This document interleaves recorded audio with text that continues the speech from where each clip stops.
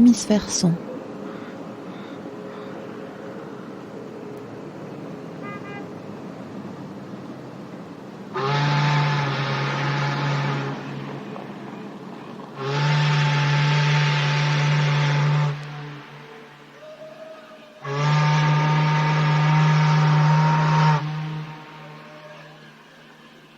Par ses choix esthétiques, par son ouverture musicale, par son jeu reconnaissable entre tous, aussi bien par le son que par sa gestuelle inoubliable, le saxophoniste Émile Parisien s'est révélé comme une des grandes personnalités actuelles du jazz français dès le début des années 2000. Il a intégré quelques années plus tôt, en 1993, la première promotion de la classe de jazz du collège de Marciac, où il s'est formé avec des personnalités telles que le contrebassiste Pierre Boussaguet, le sax ténor Guy Lafitte ou le batteur Christian Tonton Salut. Sur ces mêmes bancs, il a croisé quelques personnalités qui resteront des amis tout au long de son parcours, comme la chanteuse Léla Martial, qui l'accompagne parfois comme sideman. On l'a vu très jeune sur la scène du festival de Marciac, notamment aux côtés de Wynton Marsalis. Mais Émile Parisien a également étudié la musique au Conservatoire de Toulouse, où il s'est confronté au répertoire classique et contemporain. Ses nombreuses collaborations, entre autres avec Daniel Humer, Vincent Perani, Joachim Kuhn ou Michel Portal, mais encore avec le musicien techno Jeff Mills pour un duo autour des œuvres de John Coltrane, lui font explorer différentes facettes du jazz. Sans rejeter l'histoire, Émile Parisien adopte un regard résolument moderne et revendique un jazz de création. C'est ce qu'on retrouve au fil de ses différentes formations, duo avec l'accordéoniste Perani, quartet, quintet Sfumato et plus récemment le sextet Louise. Émile Parisien, bonjour. Bonjour. Un grand merci de nous accorder cet entretien.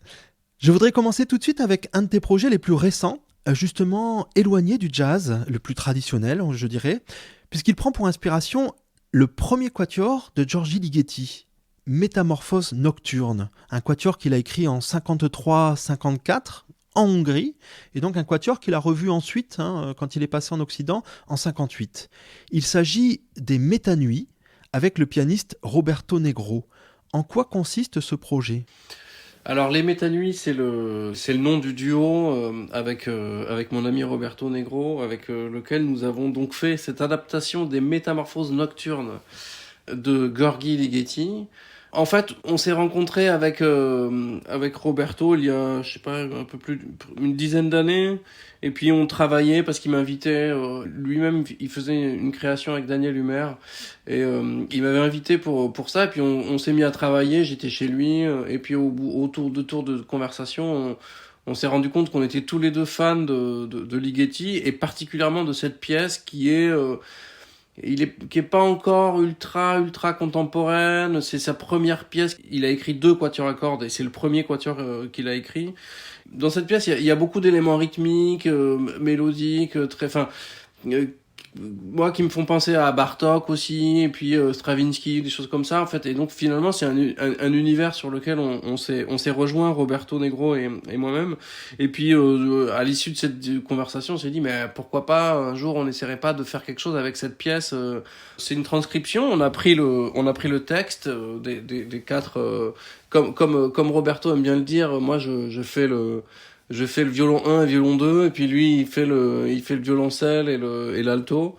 On suit toute la trame de la pièce, mais en ouvrant un maximum d'espace pour créer de l'improvisation sur des modes de jeu de chaque thématique qui est exposée dans la pièce.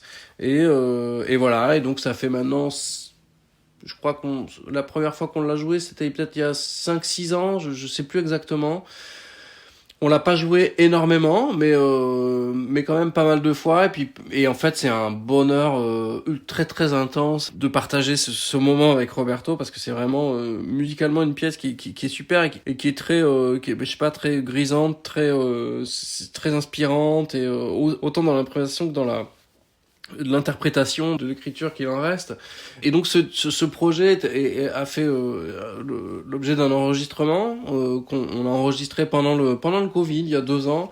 Et en fait, c'est donc l'anniversaire cette année 2023, l'anniversaire de la naissance de Gheorghe Ligeti.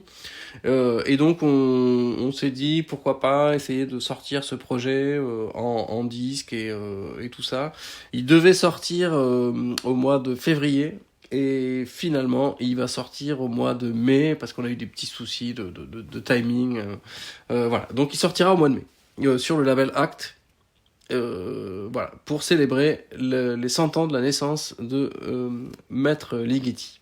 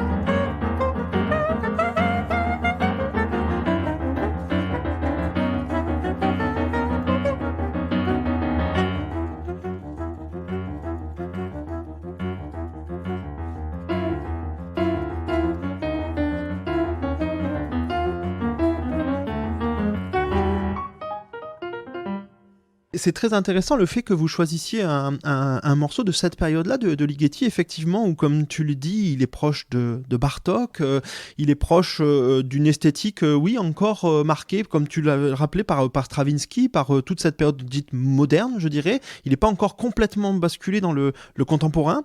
Je ne sais pas quel est ton rapport à Ligeti, mais quelle est la raison de ce choix, plus qu'un choix, je dirais, plus dans les textures de Ligeti, plus dans les matières, hein, les surfaces de timbre comme il les évoquait dans les années 60. Je suis particulièrement attiré par l'univers de Stravinsky qui est pour moi un dieu absolu, et reprendre le Sacre du printemps, ça aurait été un peu aventureux.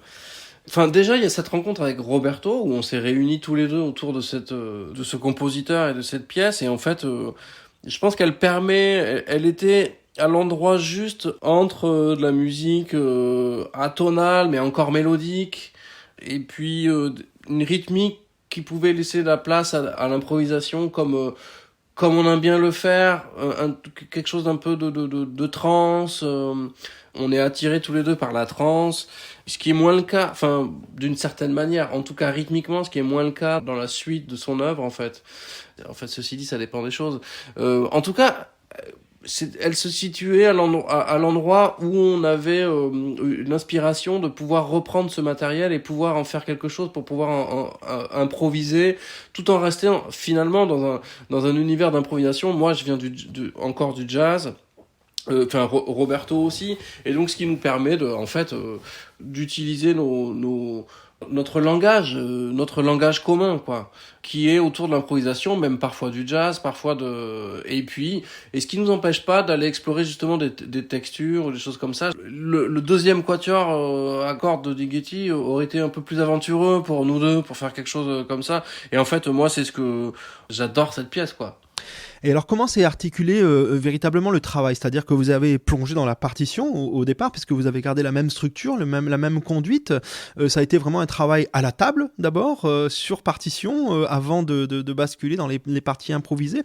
Et puis, quelle est la part entre l'écriture, alors celle de Ligeti, peut-être la vôtre aussi, parce que quand on vous voit jouer, quand on voit que Roberto Negro a des partitions devant lui, posées sur le piano, quelle est la part entre l'écriture, peut-être votre écriture, celle de Ligeti, et cette part improvisée? Nous, on n'a rien écrit. Il s'agit que de la thématique le texte du quatuor de Ligeti. Et comme on dit, une adaptation, c'est-à-dire qu'en fait, on a repris et on joue dans l'ordre. Alors, il y a des passages qu'on n'a pas repris texto, dont on s'est juste inspiré, qui peuvent traverser une improvisation comme ça, juste dans l'inspiration.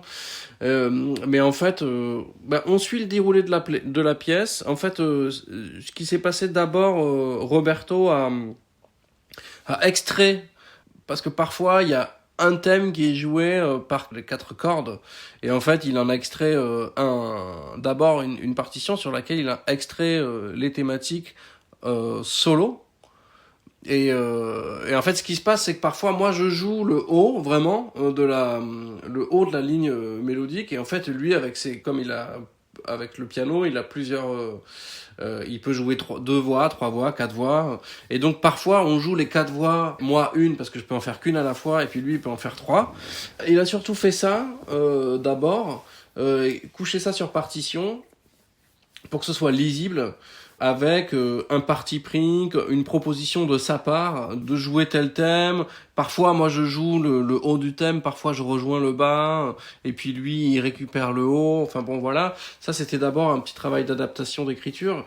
Et puis après, ensuite, on a pris chaque thématique et on s'est dit, là, j'imagine que à cet endroit, on pourrait décrocher de l'écriture et puis garder la texture, le mode de jeu qui est proposé par l'écriture de Ligeti, et ensuite le développer en improvisant, en suivant ensuite le but, encore une fois le chemin de la pièce, jusqu'au mouvement suivant qui arrive sur une autre formule. Donc on va récupérer l'écriture, donc on va détacher, ensuite on va la récupérer, dont on va se détacher, et en fait c'est un peu le même principe tout le long de la pièce, qui au départ la pièce fait 21 minutes, un truc comme ça, et nous on en a fait quelque chose du 45, 50, ça dépend des jours où on l'a fait. Il y a des improvisations qui durent un peu plus longtemps parfois, mais en gros ça fait 45-50 minutes.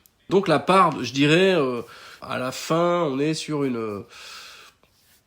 un tiers d'écriture pour 2 tiers d'improvisation finalement. Mais vraiment en se souciant de la thématique et du mode de jeu, quoi. On suit vraiment le mouvement, quoi. Enfin, on essaie en tout cas.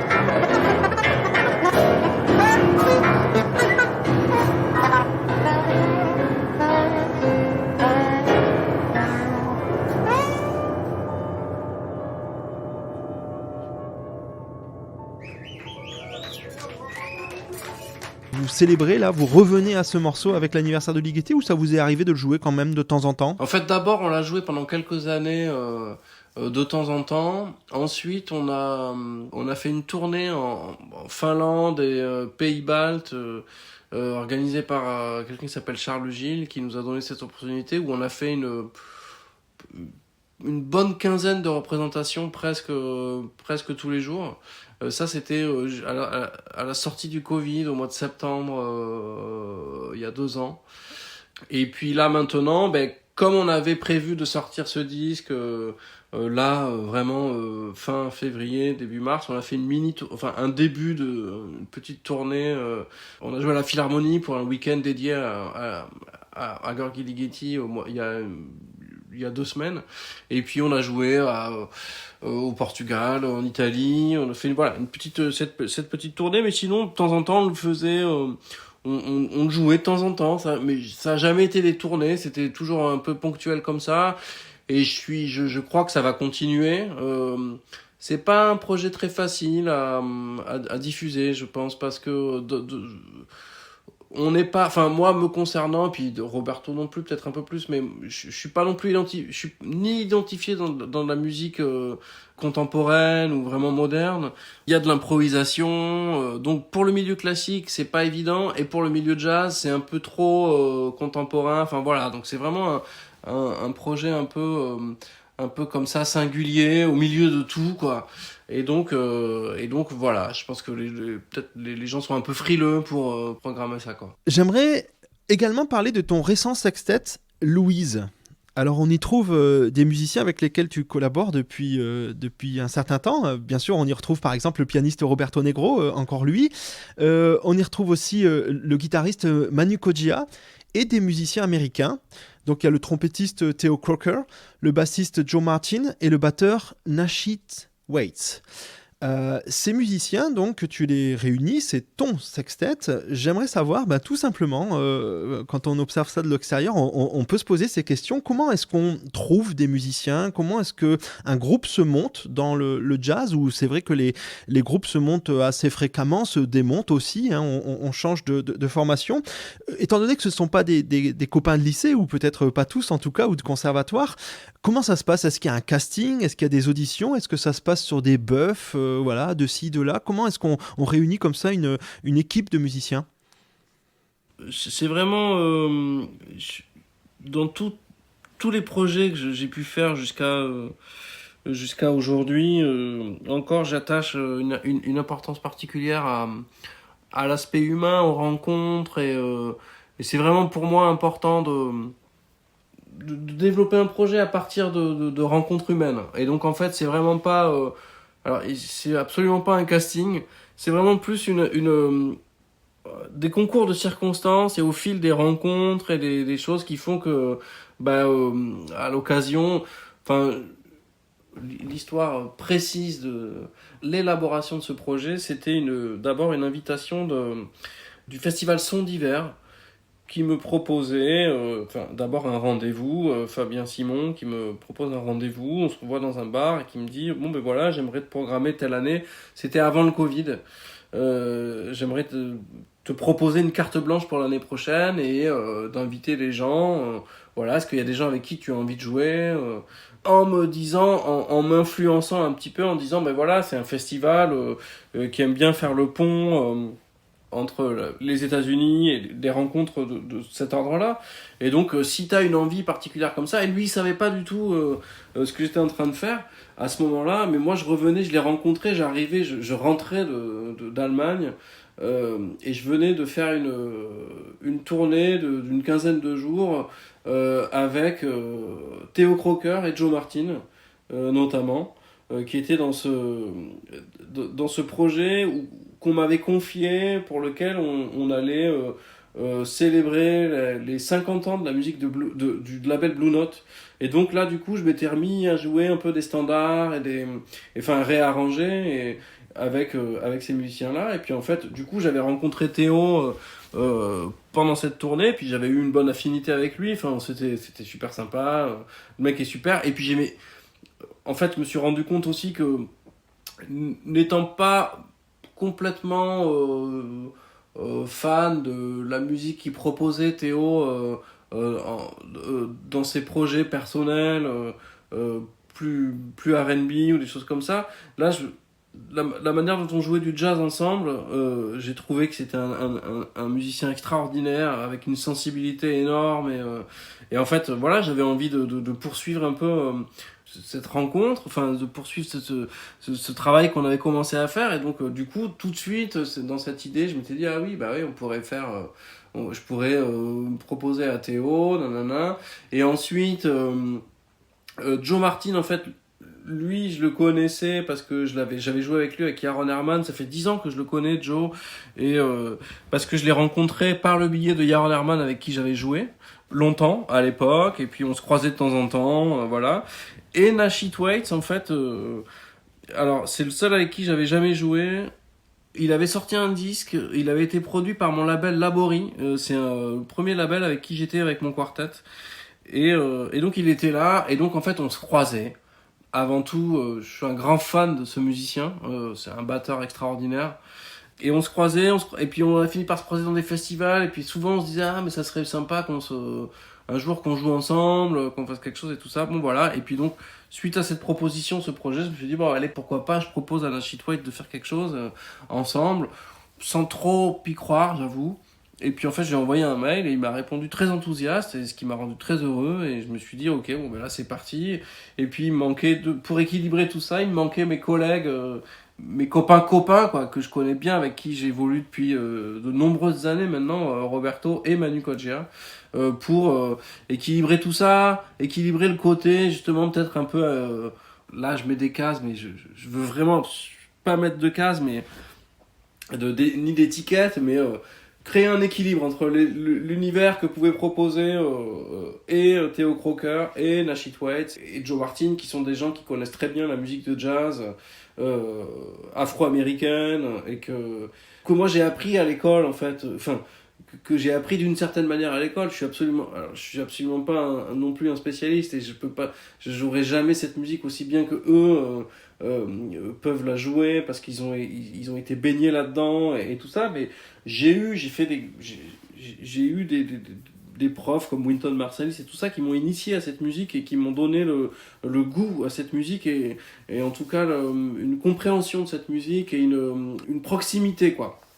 Alors dans un sextet comme celui-là où tu es le leader, donc l'organisateur, celui qui invite et qui convoque en fait tous ces musiciens, qui les rassemble, quelle est la place de chacun?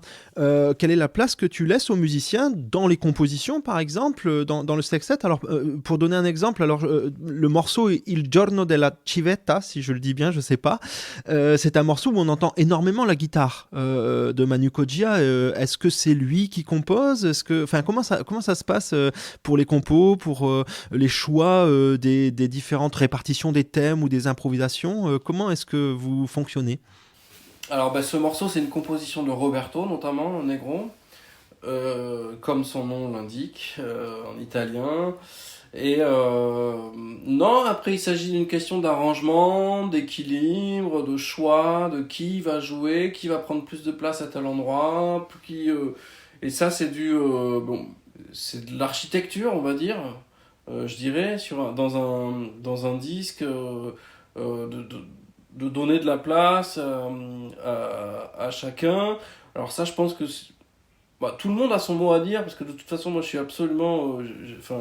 je mets souvent tout le monde à contribution dans les idées. Enfin, j'écoute toutes les idées qui peuvent se proposer comme ça, et puis en fait, après, voilà, je fais un petit peu ma tambouille dans tout ça, dans l'organisation quoi, de la musique, notamment dans un disque ou même dans un concert où les choses sont pas forcément pensées de la même manière sur un disque que sur un concert, mais en tout cas là en l'occurrence dans ce morceau, c'était l'occasion de donner une place à Manu.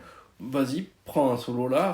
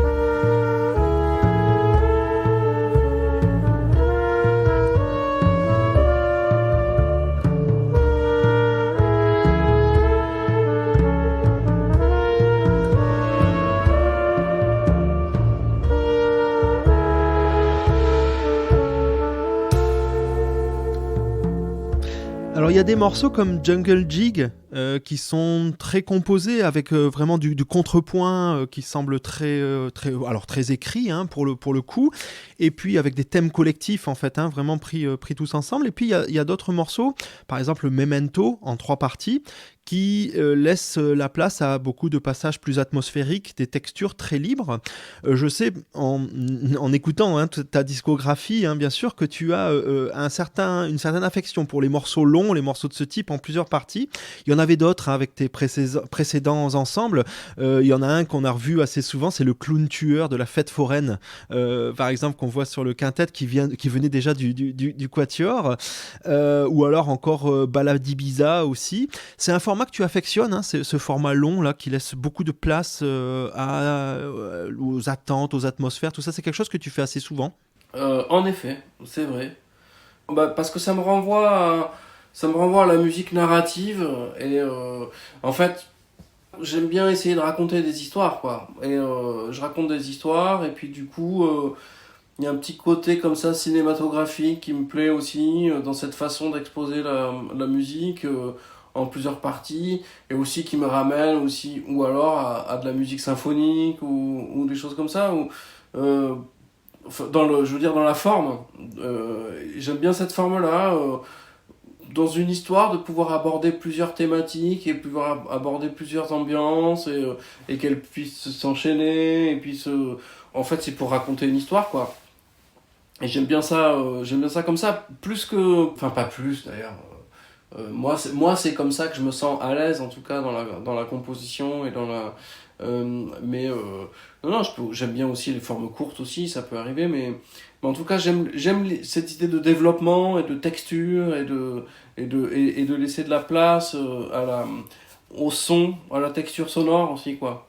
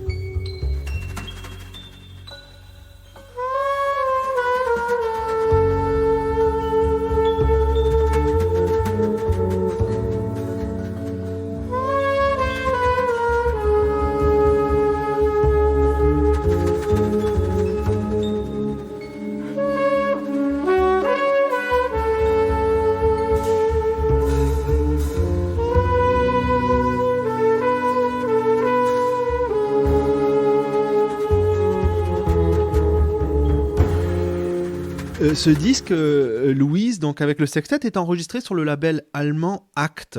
C'est un label sur lequel tu as beaucoup enregistré, hein, au cours de ta carrière.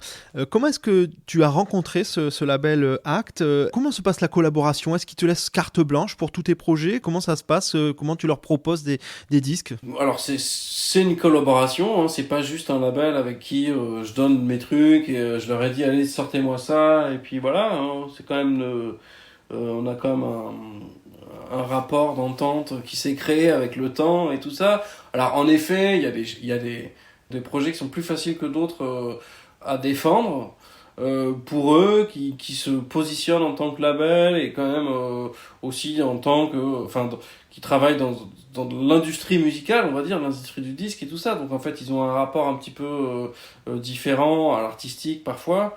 Ziggy Lor et Andreas Brandis sont les deux personnes, mes interlocuteurs artistiques. Ziggy Lor, c'est le grand patron de ce label, hein, qui existe depuis un certain nombre d'années. Ouais, ça fait un moment qu'on est ensemble maintenant avec ce label, mais c'est juste un exemple comme ça, mais on a eu beaucoup de discussions, mais c'est lui qui nous a proposé de faire ce disque avec Vincent Perani autour le disque s'appelle Belle Époque, autour des musiques de Sidney Bechet. C'était pas une musique que je connaissais particulièrement, voix que j'appréciais particulièrement. En fait, je la connaissais pas. Et puis en fait au départ j'étais pas forcément hyper chaud de faire ce projet, mais en fait il nous a réunis avec Vincent, il nous a proposé ça, et on avait déjà commencé à jouer ensemble avec Vincent en duo, et puis on trouvait ça super, on s'éclatait et tout ça, et puis là on a Ziggy qui nous convoque dans son bureau, qui nous dit ouais bah, les gars, est-ce que vous voulez pas faire quelque chose autour de la musique de Sidney Bechet? Et en fait franchement on est sorti du rendez-vous, on s'est dit franchement bon bah non, on va dire non, mais on s'est dit, bon, allez, on va quand même aller écouter un peu quelques trucs pour voir si c'est. Pour justifier notre refus, quoi. Et en fait, on a écouté les trucs, et puis en fait, moi, il y a des choses où je me suis dit, ah, ça c'est quand même pas mal et tout, bon, bref, voilà. Et puis en fait, l'idée a été de reprendre quelques morceaux de Sidney Bechet et de créer un univers aussi. Il y avait un morceau de Duke Ellington, des choses comme ça. Et de quand même jouer nos compositions, de mélanger tout ça. Et puis voilà. Et puis c'est avéré finalement qu'au départ, j'y croyais pas du tout. Et puis finalement que c'était une idée qui était pas mal et qui nous avait bien donné un bon fil avec Vincent à suivre. Et du coup, qui avait un peu canalisé nos idées et tout ça. Et en fait, finalement, c'était une bonne idée. On a eu beaucoup de plaisir à jouer tout ça.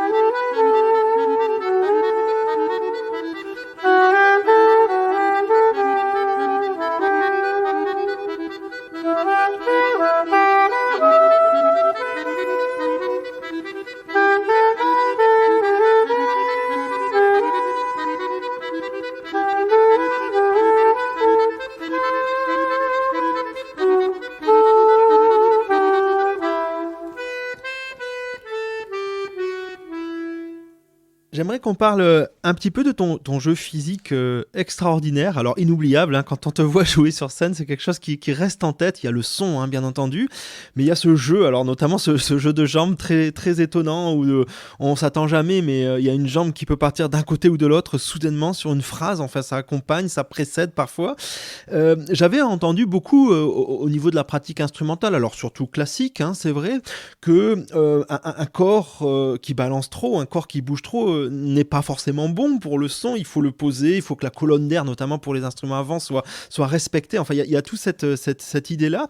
Et le son, ton son qui est quand même sensuel, très, très chaleureux, très, très, très beau, hein, ce son-là semble être un peu l'antithèse de ce que j'ai pu apprendre avec les mouvements de ton corps qui finalement, parfois même, hein, si on ferme les yeux, on n'imagine pas quelqu'un qui bouge comme ça, hein, follement en jouant ces phrases, hein, que tu joues. Qu'est-ce que tu peux en dire de cet aspect très corporel, très, très physique de ton jeu de saxophoniste? Ouais, je sais pas trop quoi en dire. Je sais que ça interloque, ça questionne pas mal de monde, et ce que je peux en dire, c'est que moi, par exemple, quand je suis amené par certaines occasions à devoir me voir, c'est pas quelque chose que j'apprécie particulièrement. Ça me met même plutôt mal à l'aise d'avoir ce retour, ce miroir. Et en fait, mais par contre, ce que je peux dire, c'est que du coup, bon, ben, je me suis posé cette question, voyant que les gens me disaient, ah là là, mais tu bouges comme ci, tu bouges comme ça. Il y a des gens qui trouvent ça chouette, il y a des gens que ça dérange et qui viennent me le dire aussi. Ils me disent, oh là là, mais en fait, moi, je pouvais pas te regarder, c'est insupportable. Et donc voilà, en fait, avec le temps, j'ai fini par me dire que j'assumais, que j'allais plus me poser de questions par rapport à ça. J'assume le fait que je suis traversé mentalement et corporellement par la musique au moment où je l'exécute, et en fait c'est absolument pas contrôlé, je suis possédé quoi à un moment donné par quelque chose que je maîtrise pas. Après je sais que le rapport au physique peut m'aider moi dans ma tête en tout cas, m'aider à appuyer une intention finalement. Parfois le geste physique n'a rien à voir avec l'intention justement que je veux donner, mais en fait j'ai besoin d'accompagner mon corps pour pouvoir aller au bout de mon idée et qu'elle sorte de cette manière-là. En fait ça passe par je sais pas quoi, et puis et c'est comme ça que ça se passe, et j'arrive pas, je sais pas trop comment faire autrement, mais je pense que parfois un son peut être accompagné d'un geste, en fait. C'est pas un non-sens, quoi. On peut amener un son avec des gestes. Alors j'aimerais juste qu'on dise pour terminer quelques mots sur un autre projet tout récent avec une très belle rencontre, celle de Balaké Sissoko à la kora, de Vincent Segal au violoncelle. Alors ça c'est un duo constitué déjà depuis longtemps. Vincent Perani, avec lequel tu avais aussi un duo, et donc toi, Émile, donc un quartet un petit peu particulier, avec une instrumentation, un instrumentarium particulier, avec un disque d'ailleurs bientôt qui va sortir, Les Égarés, sur le label No Format. Eh bien ouais, c'est un projet que je suis très content de faire.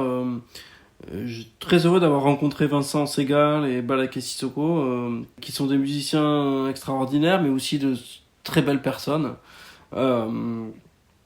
Et puis ce projet, c'est très spontané aussi. Et on s'est rencontrés. En fait, c'est Vincent Segal qui nous avait invités, Vincent et moi, parce qu'il avait une carte blanche qu'ils avaient appelé un salon de musique aux Nuits de Fourvière à Lyon. Et en fait, son idée, c'était vraiment de faire comme dans un salon de musique, c'est-à-dire comme si on était autour d'un thé, et puis qu'en fait, on allait papoter, voilà, mais avec de la musique. Et on avait quand même répété un petit peu, et puis on s'est retrouvé dans un jardin le jour même, à côté du très beau théâtre antique là.